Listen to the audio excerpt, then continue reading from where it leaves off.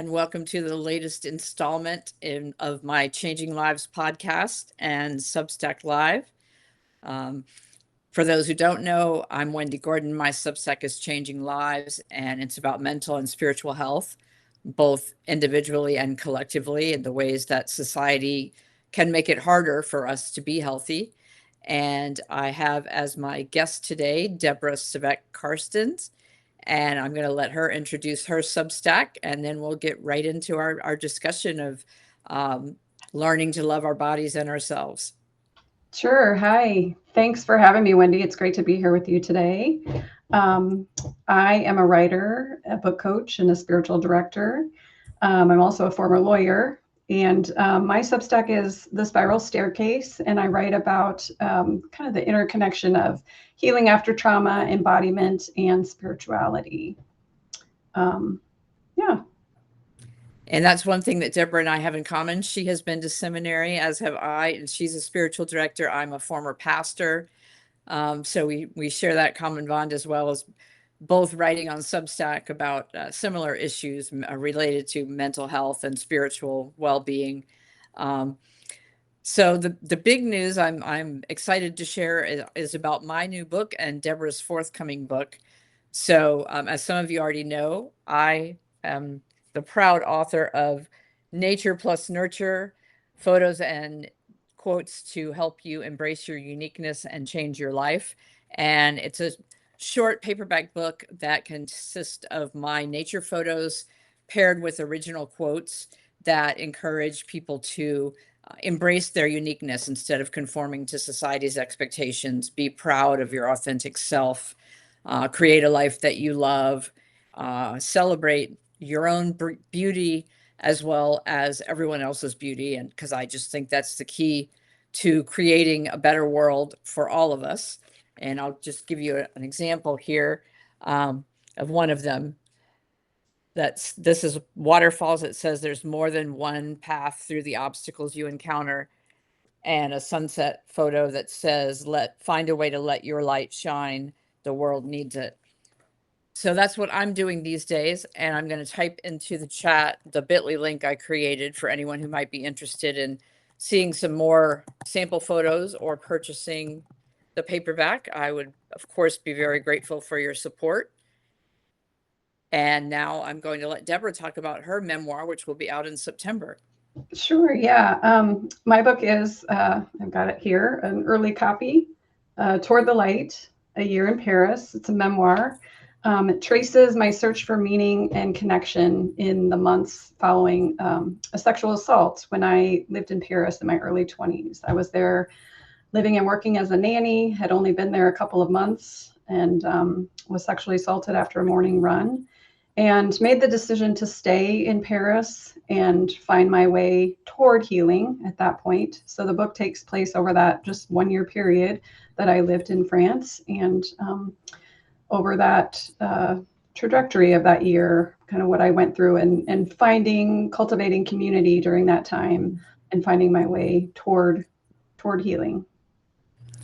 And I'm very curious, since that happened in Paris, how you would compare the culture in Paris and the process of trying to heal there through what it would have been like had you been in the United States. How was the culture there different Yeah, that's or so hard not? to say because it was a long time ago. It was the early 90s. And so I was looking this up a couple weeks ago because I was curious about SANE nurses and when that came into being, sexual assault nurse examiners. And Okay. when they came into being in the States, and if there's equivalent in France, and at that time in the early 90s, there really wasn't anything like that. So I happened to have an American friend in France who said, here's a crisis line that I found. You should call them. And called the crisis line, and through that got connected with a counselor that I saw for just a few times, and a doctor, and those kind of things. But culturally, I don't know that it's hard to say because I wasn't, here, obviously. So I'm not sure if there would have been a difference. I think I think a lot of the things that I took on were related to, shame, Mhm. self-blame, those kind of things that still are pervasive, I think, in our culture today. Um, Absolutely. they're they're talked about more than they were when I was in my early 20s, but they're certainly still around. Absolutely. So what do you credit your ongoing healing? What are the things you would say have been the most um, essential to you to move from, being this sexual assault survivor to being able to feel safe in your body again and to love your body? Yeah, well, that's an ongoing process. I think a lot of it has been, I've had really good therapists over the years. I've worked with a spiritual director for many years, and that's been a way for me um, to heal in terms of the body piece, seeing myself as a beloved uh, creation of Mhm. God, or however you name that, divine. That's been part of it. Um, just some other, I don't know. I've done a lot of different modalities of healing. I've tried EMDR. I've used Reiki and kind of energy healing, which that has been helpful. EMDR wasn't helpful for me for various reasons, but things like that. Journaling has helped. Writing this book has helped me process and make meaning of what happened, and be able to see my 22-year-old self with a deeper compassion than I Mhm. had before. And so being able to see what happened kind of after, in the aftermath of that, because I ended up a couple of years later being diagnosed with an eating disorder and going through that process of healing that as well.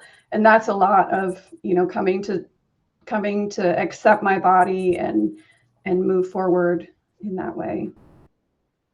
And I'm curious, do you think that developing that eating disorder was a result of the sexual assault, a way to kind of uh, be more invisible and less vulnerable to that sort of thing?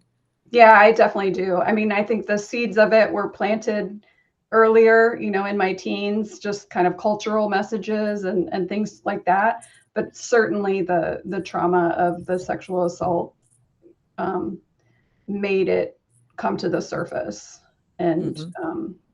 challenged me because I had, disassociated really from my body, and that desire to be small and Hmm. unnoticed and safe. And all of that played into, I think, the development of the eating disorder. And so having to work through those things in the midst of recovery. And we talked a little bit before we went online about the role of society in general for all women. That just reinforces the message that we are not okay the way that we are, particularly our bodies and our appearance. That we need to cover our faces with makeup. We need to, as we age, get Botox, have plastic surgery, um, anything and everything, lose weight, gain weight, whatever it may be, have breast augmentation or reduction surgery, you name it. Or just buy beauty creams and the latest anti-aging magic pill or weight loss pill. And so uh, I'm curious if that has made your recovery harder to just because I know for myself, it's getting over body shame, even though I'm not a sexual assault survivor and I did not have an eating disorder. I very much absorbed the cultural and religious messaging that, my body was not okay. It was something to be ashamed of. And that tied into sexuality as well, too. Like any expression of sexuality outside of marriage was totally not okay and made me a bad person. And Right, right. Um, yeah, I think definitely those cultural messages played in and had an important role in the eating disorder. And even today, I watch YouTube, and some ad pops up about a cream that can take away all your wrinkles, or those kind of things, or different diets that are going to work. And I see those with a different lens these days. Like I'm better able to identify that and know what it is and be like, oh, no, I'm not going to click on that.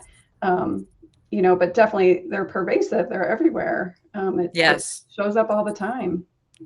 The one that really grates on me currently is there's an ad for Ozempic, which is used for weight loss, that has all these happy people saying, I'm entering my Ozempic era. Like, oh, my life is, so much better now that I'm taking this drug to lose weight. But I mean, that's one of a host of examples we could go through. There's a housing development being built near me, and their big billboard slogan is "Joy lives here," as if buying a house is what you need to be joyful, right? Um, so there are just so many ways that we have to kind of on our own learn how to ignore or challenge those cultural messages. I'm also leading a book study currently for Dr. Gabor Mate's book, The Myth of Normal. Um, Are you familiar with that yeah, book? I'm familiar with the book. And that's his primary message throughout the book, is that what is normal in US or Western culture is not healthy. It's actually quite toxic. And the pressure on women to look a certain way is certainly part of it, but also the scapegoating of people who have addictions or mental illness of any kind, the emphasis totally on this is an individual problem. There's something wrong with you. It's not a cultural pressure. It's not an impossible demands related to work and productivity. It's all you. You have some basic defect. Yeah, yeah. And I think that kind of goes back to, women who are survivors of sexual violence. So many times it's the shame and blame, like, what were you wearing? Or Yes. why were you there? I was running in a park. Well, why were you running alone in this park? Didn't you know that that wasn't a safe place to be? And questions like that really drive home that, like, oh, it is my fault, and having to work through that. Yeah. Did you choose to press charges against your assaulter, or? I did report to the police. The woman that I was working for, I was a nanny, and she was very supportive and encouraged me to report to the police. So she took me to the police, and we reported. And it was months later that I got a package in the mail, and they were closing the case, and they hadn't found this person. No. So that's kind of how it ended up. So there was no justice in that way from Right. the system, which I think is the case for many survivors. So I'm hoping that this book resonates with people who didn't have that opportunity to seek justice through the courts or in that way. Yeah, or who were too ashamed to. Right, I mean, there, like as you said, there can be so much self-blame, right, and obviously the person to blame is the one who does the assaulting, not the victim or survivor. But yet it can be hard to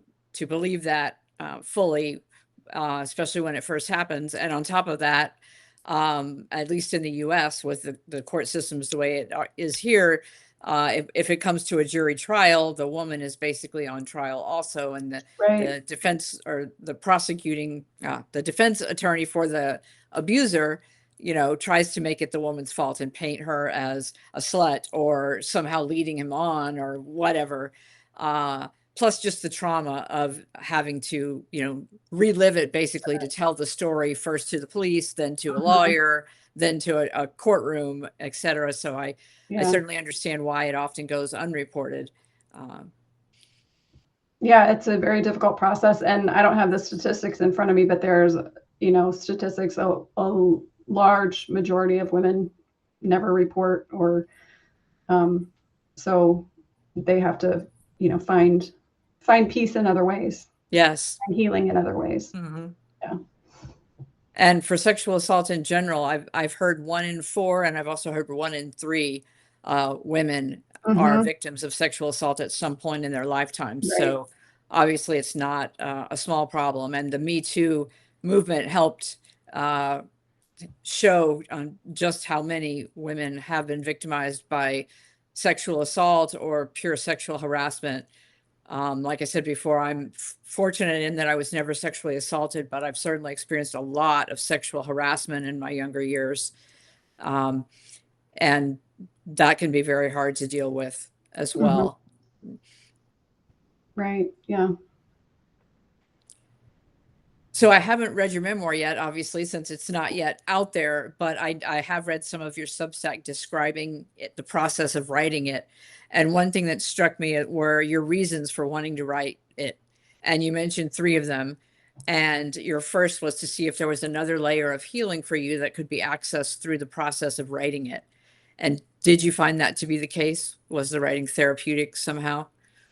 I did find it to be the case. It was a way for me to make meaning of what had happened, and also, like I said earlier, to cultivate this compassion for this 22-year-old and see, like, oh my gosh, she went through so much in a very short period of time and was brave and resilient and persistent and persevered. So just, and remembering that I still have those qualities of that 22-year-old. So in that respect, it was a healing process for me, definitely. I have found that in my own writing on Substack, I share very vulnerably about my history with depression and how I spent more than a year being actively suicidal in 2021. Thankfully, did not make an attempt, but went through every treatment almost that you can imagine without success until finally I found the right mental health provider and the right medication, which was not an antidepressant, but it yet relieved the depression when others had not. And along with that, of course, I started journaling. I walked in the park more often. As I got healthier, I was able to do more than stay in bed all day and think about how my life was horrible and was never going to get any better. And I'm curious, one of the things you wrote was that you wanted to give hope to other survivors, that the darkest time in your life, wasn't the final end of the story. You were able to embrace your courage and resilience. So how did you start to do that? What was the darkest point that was, I guess, was what led you to seek help? Was it the assault itself, or was it emotional reaction in the aftermath? The assault itself, I was fortunate, like I said, to have a friend who kind of encouraged me to seek help at the time. But really, it wasn't until, I developed community and I kind of found my place in Paris and was able to, finish out my year there and feel good about what I had done that year. But really, it wasn't until, a couple of years later when the eating disorder manifested, and I really had to, because until that point it had been kind of like, I just want to get over it, I just want to move on, I just want to forget about it. And what I didn't understand at the time was how trauma lives in the body and how it's not going to just go away and you're not just going to forget about it. So it was really about in the course of the eating disorder and the treatment for that, the therapy that I had around that, where I really had to face what had happened with the assault and talk about it and talk through it, and kind of really begin that deeper healing journey, like another layer of healing. So what I did in Paris was kind of just like the surface layer of healing, and you're just uncovering layers, or like I use the spiral staircase as a metaphor with my Substack, because I believe we're always walking up and down that staircase, coming back to places where we've been before, and we are changed, but things may look the same, but we are changed. And so I believe that that's the healing process. That's what it's been for me, is kind of finding my way up and going back down again and having to rediscover or to learn something again.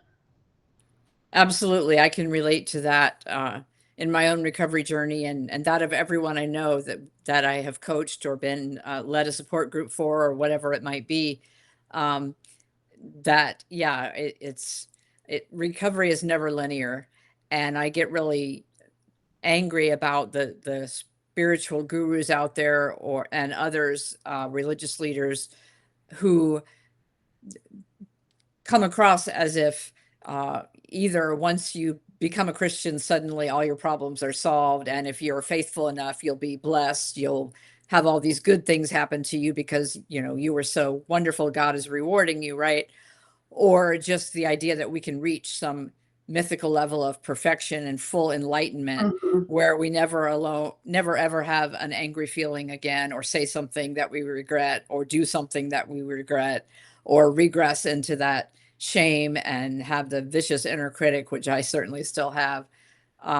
But instead, I try to keep in mind when I do get critical of myself that, okay, I fell a few steps down that staircase, if you will, but I'm still starting at a much higher place Right. than I had been at before. And that's, Right. I think, a more accurate description of the healing journey rather than, the one saying, buy my book, buy my course, pay me thousands of dollars for a retreat, and you'll never suffer again emotionally or Right. spiritually. Right. Right. Yeah. So the other two reasons that you gave for writing your book were that you wanted your niece and nephews to know that you had been through that, but also to know that you survived it, and your courage and resilience, and that they could have that same courage and resilience. And then your third one was similar, to help all survivors out there um, find hope and know that, Mhm. the darkness isn't the final story. Right. Right. Yeah. Yeah. It became the book at first was, um, I wrote on Substack about this, but I wrote a letter to my nieces, and that became, I had been writing different stories about Paris, but not, hadn't gotten to the point where I was ready to write about the assault. And when I wrote that letter to my nieces, and here's what I want you to know, and here's, I want you to know this piece of me, and here's why I want you to know it. That really helped click in, like, here's who I'm writing to, or who I'm Mhm. writing for right now. And then as I wrote forward, it kind of expanded. Like, I want other survivors to know that they aren't alone either. Um, so that why for writing Mhm. grew over time. Yeah. And I should add, just as an aside, even though women are far, far more likely to be sexual assault victims than men are, there certainly are male victims of sexual assault as well, and they are even more shamed in many cases, and it's harder for them to get compassionate help. Um, but certainly, we're not, saying that all men are the perpetrators. There are male victims as well, and that has also come out more so in recent years. And there have been a few brave men who have written memoirs and shared their stories, so I really commend them as well. Um, do you think that the reason that you waited more than 30 years to tell the story was because you were still getting over the shame, or were there other factors that influenced?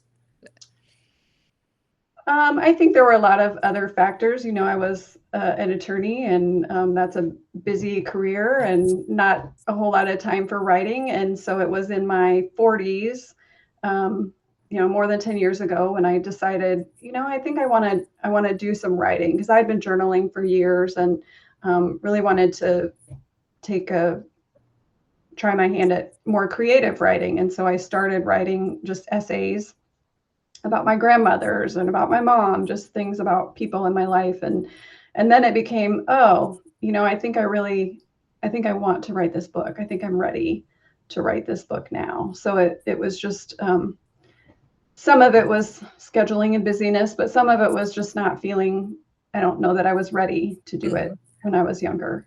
I had to have more perspective on what had happened.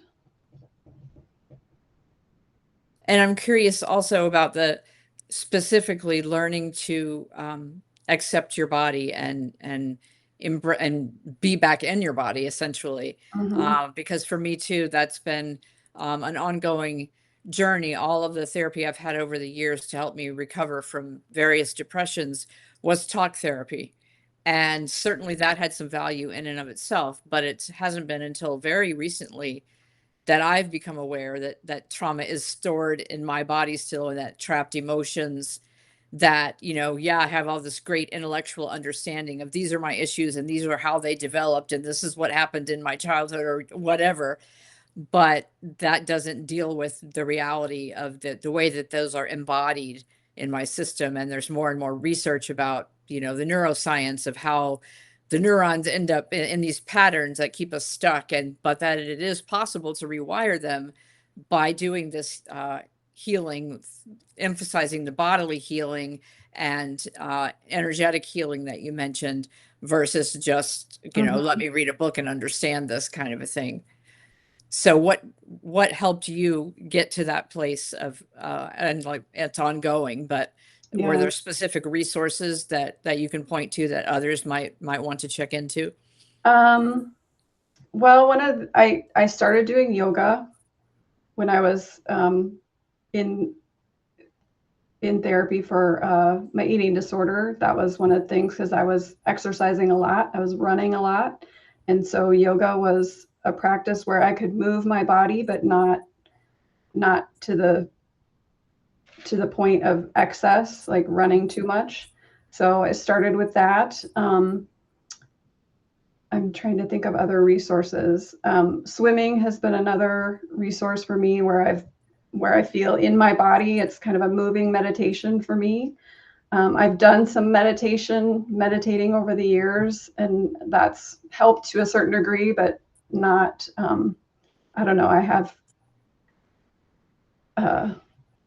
monkey mind. So Yeah. sometimes meditation is hard for me. I'm thinking of a couple other books that have been helpful for me, to resources on embodiment specifically. Hillary McBride has written a couple of different books about embodiment that are very helpful. And there's a spiritual bent to her writing. And then Christine Walters Paintner has a book, Wisdom of Your Body, and she writes from a contemplative Christian perspective. So there's some things in that are more helpful than others. But I led a group, an embodiment circle, a small circle of women, to work through that book in particular. And that's something that I'm still interested in and doing, is creating circles of women to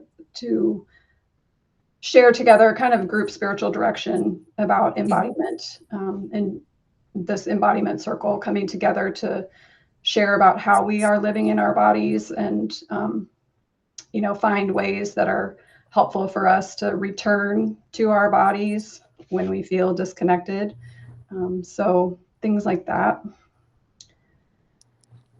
I know that for me, one key part of that, and I lead Zoom groups also, not specifically around embodiment, although that issue comes up frequently, but just about overall spiritual support, because so many people have been alienated by the church, and especially in recent years, kind of the dominant brand of Christianity that gets all the media attention and that politicians are spouting now. Emphasizes traditional gender roles, emphasizes that, women's bodies are not okay, and that, or at least not as good as male bodies and minds, to be sure.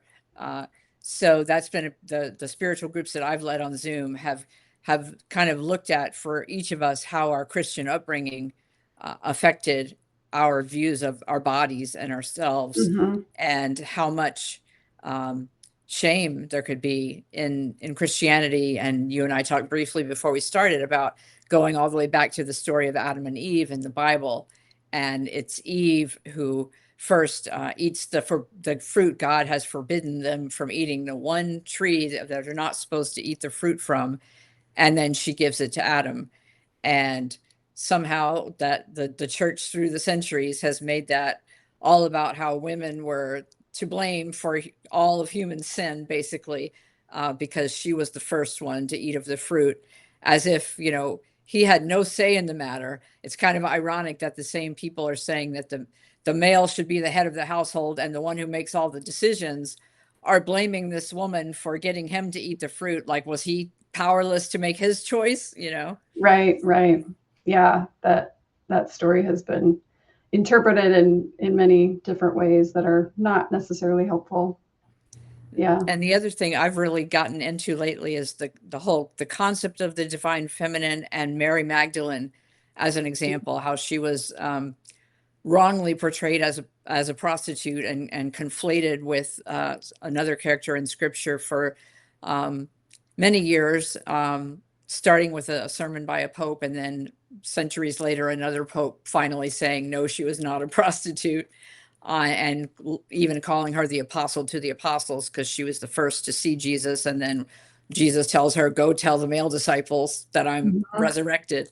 So it is disturbing and fascinating to me that somehow, the fact that she was the first to see Jesus and is told by Jesus directly to go tell the male disciples this, yet the church came along and said, no, women can't be preachers.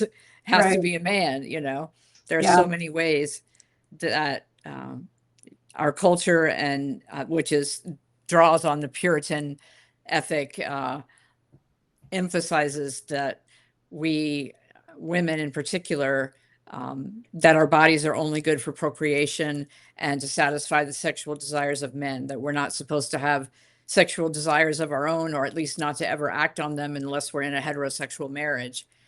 And that too, I think, contributes to our hatred of our bodies, and the kind of double bind that we're put into, that on the one hand, we're supposed to make ourselves as sexually attractive as possible to men, but on the other hand, it's up to us to always say no if they actually want to have sex with us, unless we're in a heterosexual marriage. Right, right.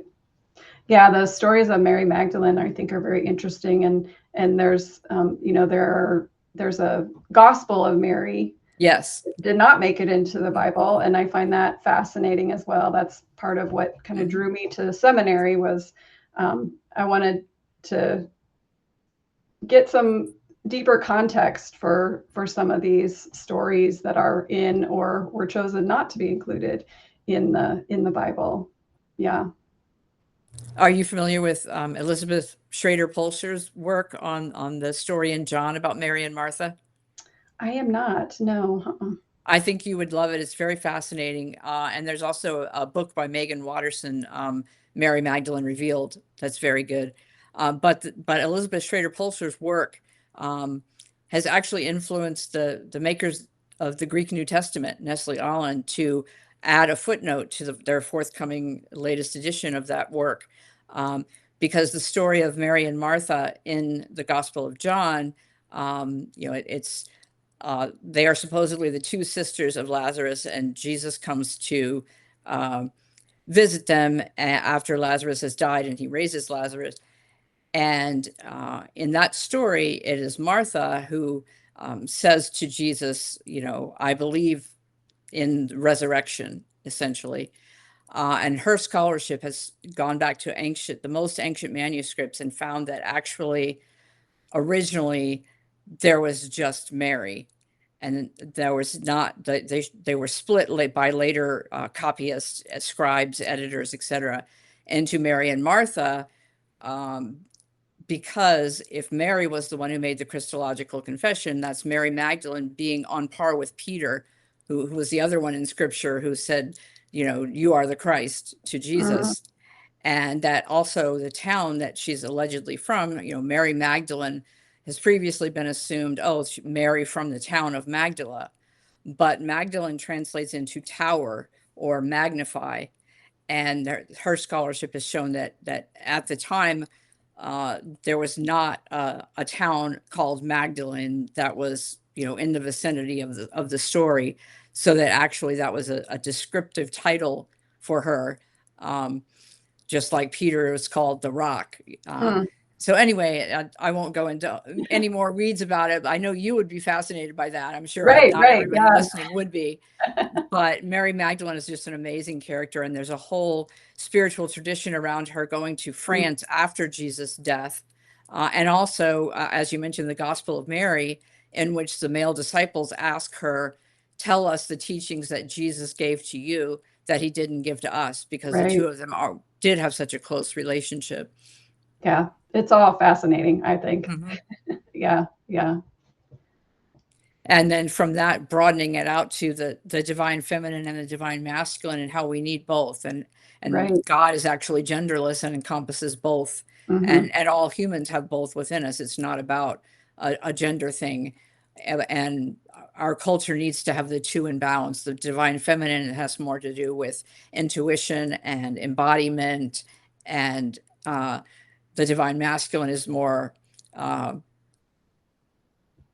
upward focused on God as the ruler, if you will. And there's a whole list of characteristics for both masculine and feminine, and both are equally good and needed. Right. But either one, when it becomes wounded and not properly expressed, has a very negative impact on us as individuals and on society as a whole. And so that's kind of what we're seeing now, with the divine masculine being very much overemphasized and being all about power over people and competition versus cooperation. Yeah. I was introduced to the divine feminine probably in my 30s, and that just opened a whole new door for me in terms of my spirituality and how I approached it. It was life-giving for me. Yes, it has been for me as well. And I actually have a candle holder that a spiritual director of mine gave me decades ago that I still cherish, that says, it's in the shape of a lotus, and it says, behold the divine light within. Mm, And even though the Christian tradition does teach about the Holy Spirit dwelling in us and our bodies being a temple of the Holy Spirit, again, somehow that teaching has been corrupted, and right. we learn that our bodies are bad, and that the flesh is opposed to the spirit, and the spirit and the spiritual world is the good place that we want to go to after we die. And our earth now existence is all about sin, that we can't help but be these negative things. Yeah. Yeah. Hillary McBride talks about it as embodiment as um, I am a body, but or now I'm going to get it messed up. Not this Not I is my have a body. body, Yeah. but I am Mm. this body.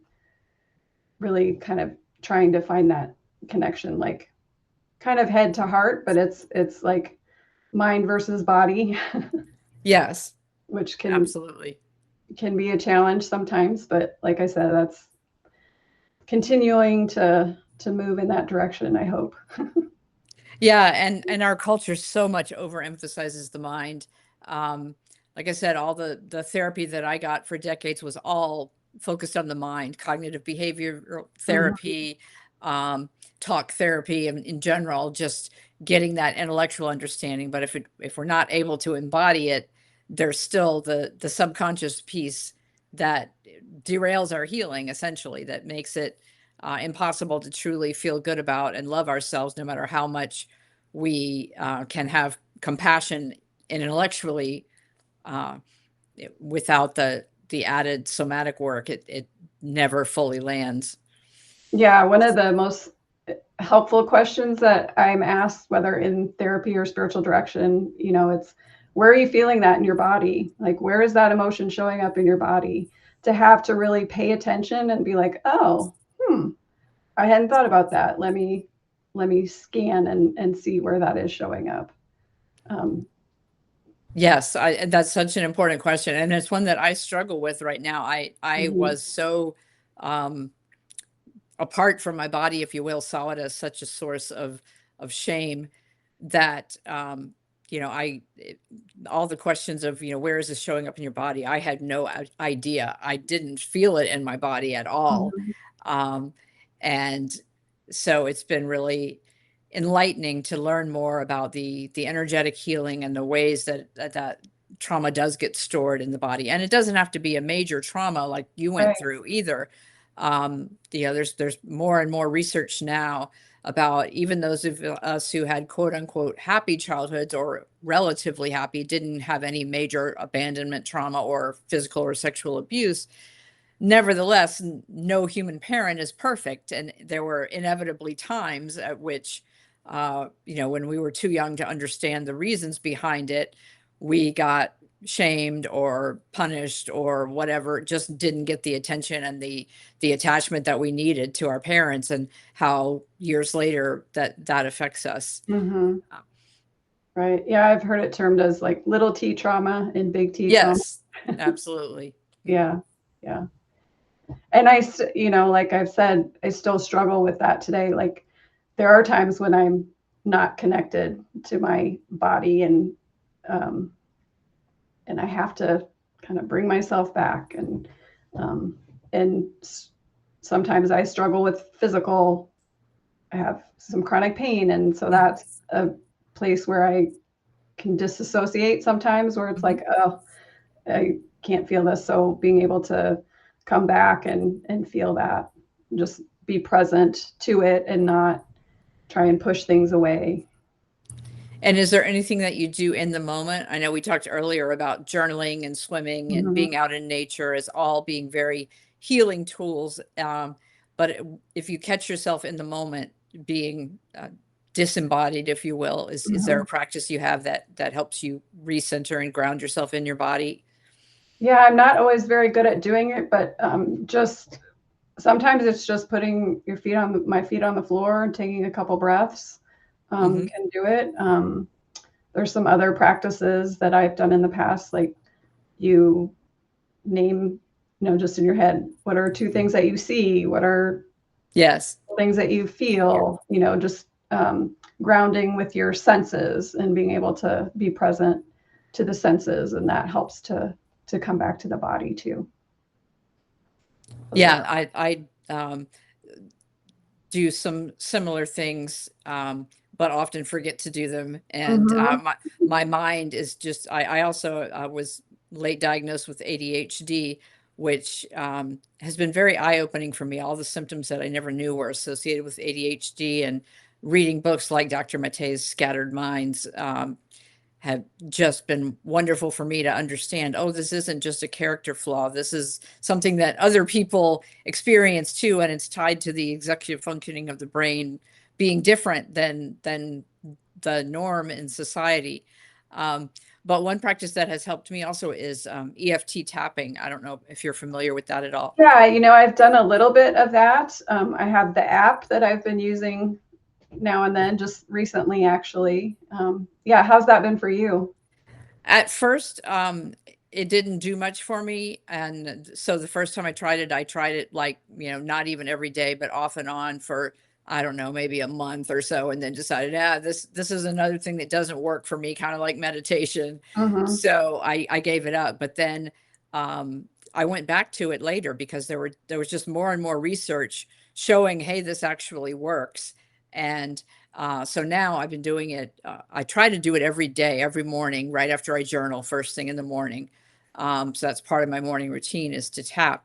And I have the app too, and I will put a link to the app in the show notes, because it's a wonderful app. It doesn't just have more than 500 different tapping meditations for everything under the sun, from anxiety to chronic pain to self-acceptance, you name it. It's fantastic. But it also has 5 full-length audiobooks. It has a daily inspirational message and quotes, and I just can't say enough good things about it. But the actual practice of tapping, which is touching the different acupressure points as you say things, has definitely helped me now that I've done it consistently for, gosh, maybe 2 years almost now that I've had the app and used it almost every morning. I can tell the difference for sure in my self-confidence and in lowered anxiety. So especially in the moment with anxiety, it's a great tool for me to get out of it, but I tend to use it most often just in the mornings. It's another tool that when I'm right in the moment anxious, I'm so up in those anxious thoughts, I don't think, oh, if I tapped, that would help me with this. Yeah, I'm just too fight or flight mode, I guess. Yeah, I definitely have that anxiety issue too. So I've been dabbling with it. So now you inspired me to kind of maybe try it a little more regularly and see how it goes. But it's different than meditation because you're kind of doing something at the same time. And so I think that helps with some of the Yes, that helps me a thoughts. ton. I need to be Yeah, saying things to keep my head from squirreling in a million different directions. right. And also having someone else speak the words and then I repeat them as I'm tapping is helpful, which is what the app has. And it has 3 card decks. One's called Anxiety Soother, one is called Daily Guidance, and one is called Kids Confidence. And the kids one is actually very good for adults, I have to say. I don't have kids, but I love the Kids Confidence one. And anyway, so you just kind of either pick a card randomly or tell the app to pick a card for you. And those are just very short tapping meditations of like a minute. And then there are longer substantive meditations separately, like You Are Enough is a huge one, and one's about finances, one about, like I said, just about every issue you can think of. There's a tapping meditation for that in this app. So that has been helpful for me, very much so.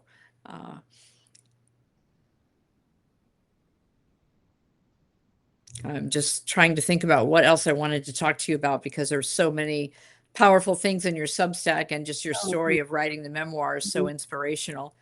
One thing that may be helpful to some of our listeners who want to write a memoir themselves, or just write period about vulnerably about experiences they have had, whether it's on Substack or wherever, would be the process of getting the courage to publish and of self-publishing.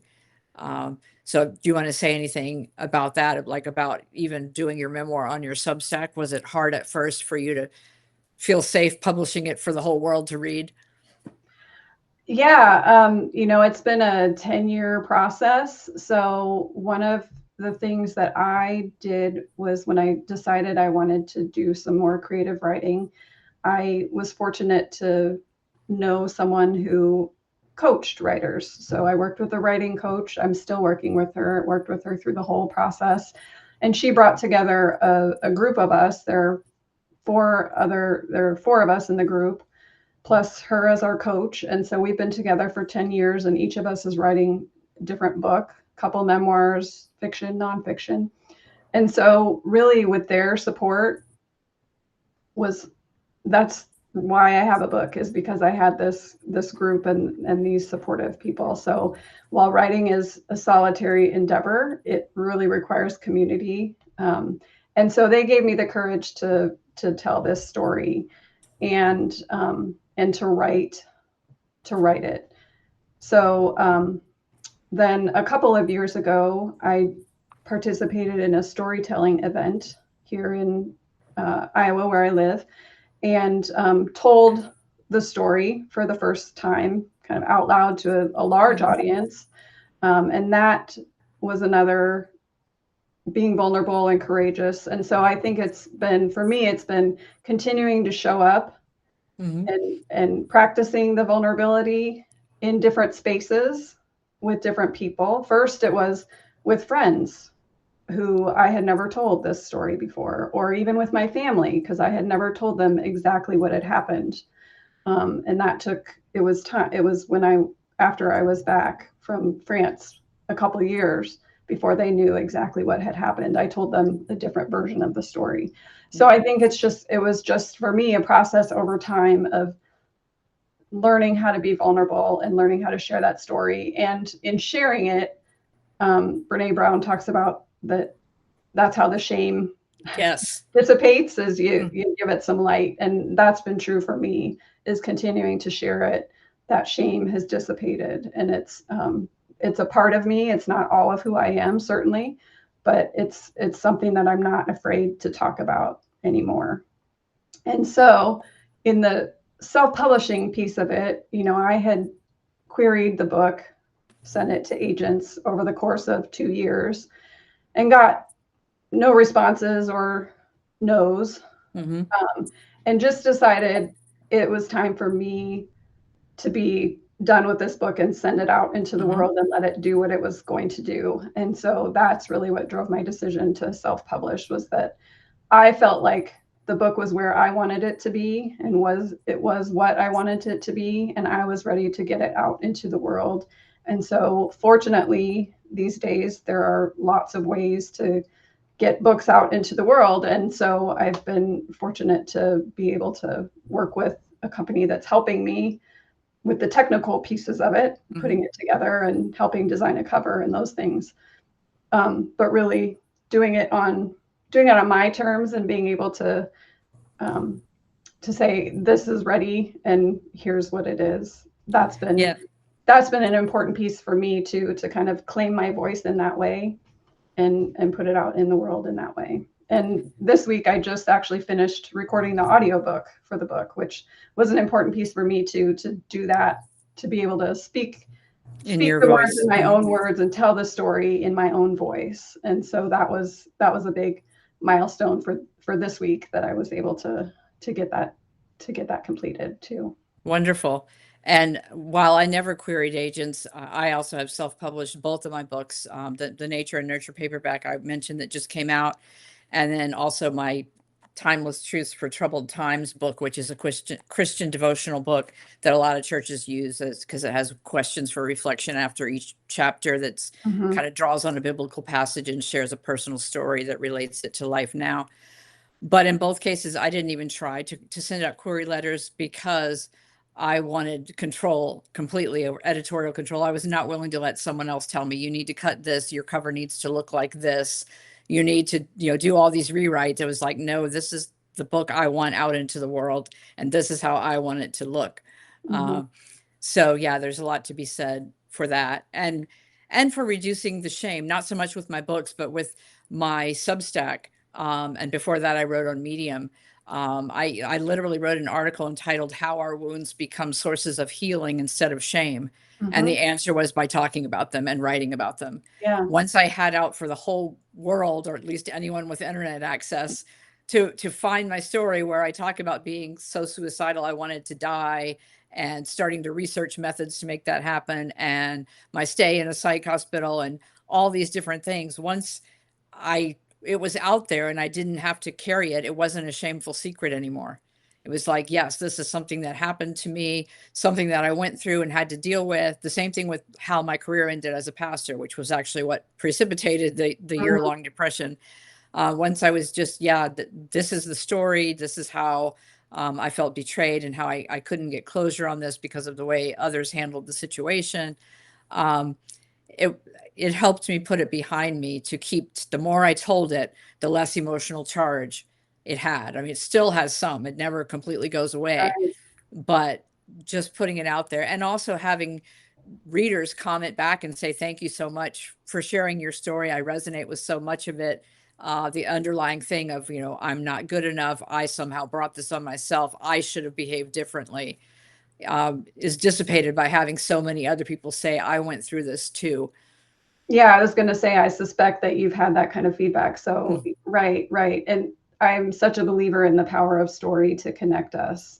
And that's why I continue to show up and continue to share my story, so that other people might find some kind of healing or connection or something Mhm. in what I have to say. So, And you also mentioned the importance of having a support group, because writing can be such a solitary mhm. endeavor. So I have to give a shout out to Leonie Dawson's Unicorn Bit Life and Biz Academy, which I'm a member of, and I will put that link in the show notes as well. But it's for online entrepreneurs, particularly content creators and coaches, service. But it's a whole. She has a library of, I don't even know how many different courses that are specific to writing content. But what I love about hers is that it also has a spiritual dimension. She Mm. does energetic healing, even in the monthly Q&A calls. She will sometimes, the whole call, she'll only get to maybe 2 questions, because she does a deep dive into someone asked, how do I um, get this into the world, or how do I overcome this obstacle, whatever it might be. Um, she goes back and has them visualize. It's hard to give adequate words to what she does, her process, I can just say it's very powerful, and it's been very helpful to me to have both the practical aspects of how to write content that sells, how to market it, how to um, tell your story, how to not burn out while doing all this writing, et cetera, but also have the mindset piece, the reminder that I'm doing this to be of service to the world. I know it has value because other people have already let me know how much it's helped them, and see that as inspiration to keep going when it feels like nothing is working or I'm exhausted. Healthy ways to set boundaries, and to another thing with self-employment is it's so easy to work all the time, at least for me, Right. Yeah. and not take a full day off, or just realize, okay, I've been sitting at the computer for 6 hours straight, maybe it's time to drink some water and have a meal and walk around. Right. Right. Yeah. One of the things, like I said, my experience of working with the book coach or with a writing coach on my book inspired me to get certification as a book coach. So I am a book coach now, and working with other memoir writers because I want to be that encourager and that kind of inspiration that I had. I want to offer that to other people. So that's one of the things that I'm doing now too. That's wonderful. Yeah. And So if anybody bringing my listening, spiritual background into all of that as well. yeah. So if anybody listening is wanting to write a memoir, you've got a great resource here in Deborah. Reach out to her. And should they just like DM you on Substack, or do you have a website you want to point people to? I can put my website in the chat. Sure. It's just my name, but I always have to spell it. DeborahSpeckCarsons.com. So that's my website. You can find information there. I should probably do the exact link. Let me see. And I put mine as well. I don't have a separate website, but that's my Substack webpage has links to all of my books and testimonials from coaching clients and others who just appreciate my work. So if you want to learn more about this kind of stuff that I do, and I do my coaching via Zoom, so you can be located anywhere. Yep. And I also have Zoom support groups, like I mentioned, and I do workshops both online and in person. So yeah, by all means. Yeah, people can find my website through my Substack as well. So I'm Great. Pretty easy to find, I think. I hope. And are you comfortable with people DMing you on Substack? Oh, if absolutely. You, yeah. Same Yep. here. Okay. Yep. Yeah. Wonderful. Well, I try to keep these to an hour, even though I always feel like I could talk for at least another hour with my wonderful, fascinating guest. But are there any closing thoughts that you'd like to share, Deborah? Just thank you for having me. It's been a great conversation. Appreciate it so much. Yeah, my book is out in September, and I'm available for book coaching or spiritual direction. So wonderful. Connect with people. And I love the cover of your book. If you want to hold it up one more time so people can see the. Yeah, I love what the cover design people did. I gave them ideas and they took it to another level. So yeah. Wonderful. And again, my latest one is Nature and Nurture, and it's all my best nature photos of herons. There's some undersea photos because I used to live on Maui, of a spotted eagle ray and a sea turtle. So I'm very proud of it.